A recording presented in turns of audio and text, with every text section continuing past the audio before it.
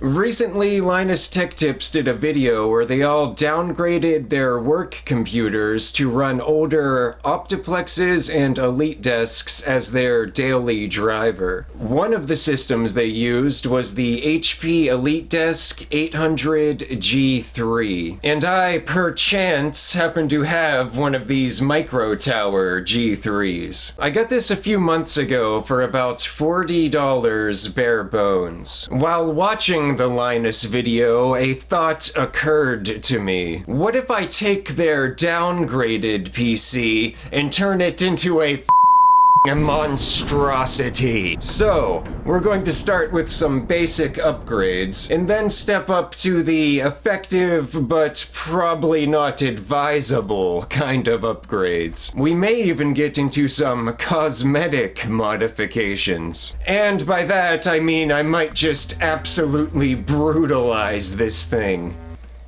as needed. And since we're really going to be pushing this beast, I'm going to blend in some techniques from my last video, because I like to get a little crazy.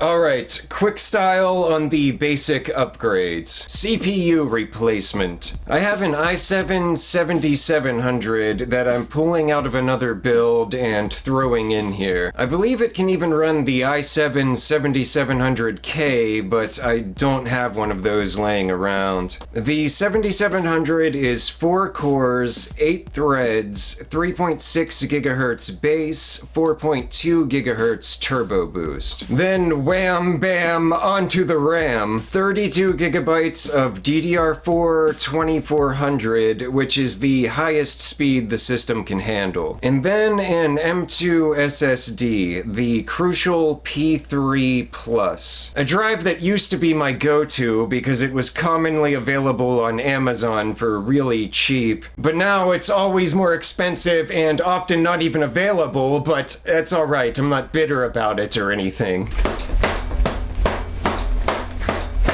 I don't even care. Now, we need a GPU, but this, as promised, is where we get a little crazy. The best GPU I have is the GTX 1080 Ti. But this, look at this stock power supply. Only 240 watts. Weak.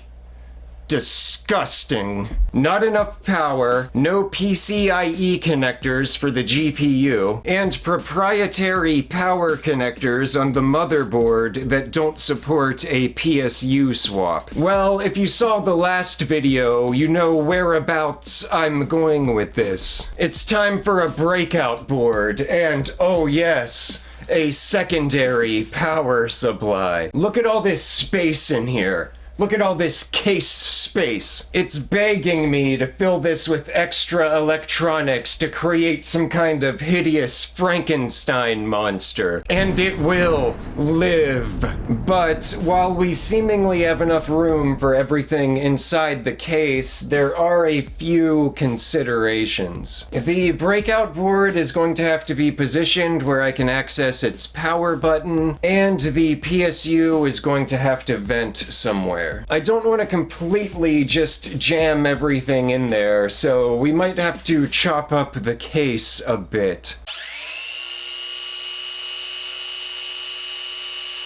Actually, scoping this out, it might not take as much case annihilation as I thought. It looks like I can run the secondary PSU along the side of the case on top of the primary one. The side of the power supply with the fan will go towards the front of the case, and since there's airflow through the front bezel, it should vent properly. I don't want the power cord running through the front, so I'm just going to double that back and run it out of the back of the case through the covers for the unused PCIe ports. And these covers are actually about the perfect size to create a little shelf for the secondary power supply. I can run them across this bay on the front for support. The existing slots on the bay were almost perfectly placed to create the little bridge, but it was a little too high, so I just trimmed those down down a bit and then ran the shelf across. That will mostly hold the PSU, and then double-sided tape, Velcro, whatever it takes will do the rest. Another random little thing, I had to cut out a little room in the metal above the GPU to make room for the cables. After connecting everything, I've got to say, I could have used some shorter cables, but I don't have any on hand, so I'm just kind of working with what I've got. But it's not too horrible, so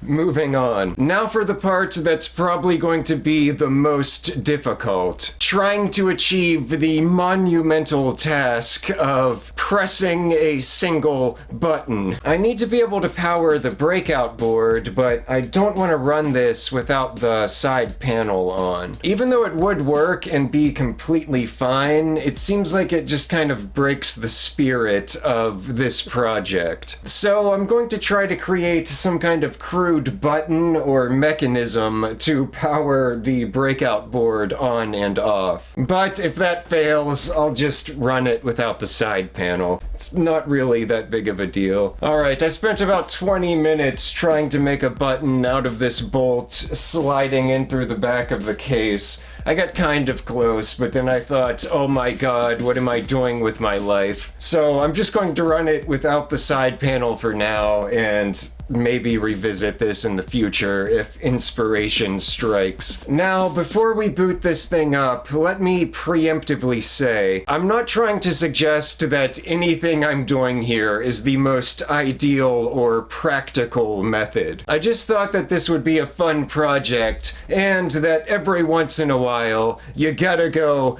beast mode. You have to get a tidbit crazy. Just a tidbit. And now it's time to see what the monster can do. Alright, we're going to start by turning on the breakout board, then powering on the system. No issues booting up, as expected. I have used this method before. I'm going to go through the operating system install and then install the drivers for the GPU. And then we're going to jump straight into gaming, since that's typically pretty demanding and a good metric of what the system can do for basic use. So let's see what this system can do by seeing what it can doom because of Doom Eternal.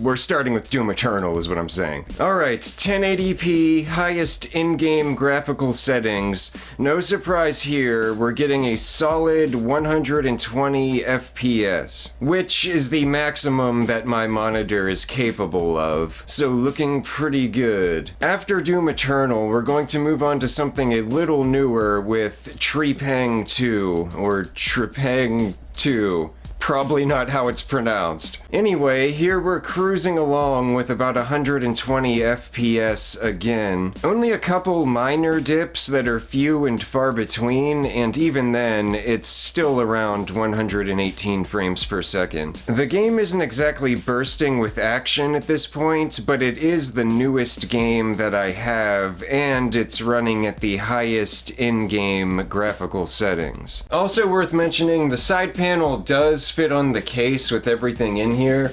I just haven't figured out a contraption to be able to power on this breakout board while the side panel is on. All in all, this really isn't bad considering the age and low cost of the system. Anyway, I had a lot of fun putting this thing together. I hope you found it interesting, and thank you for watching.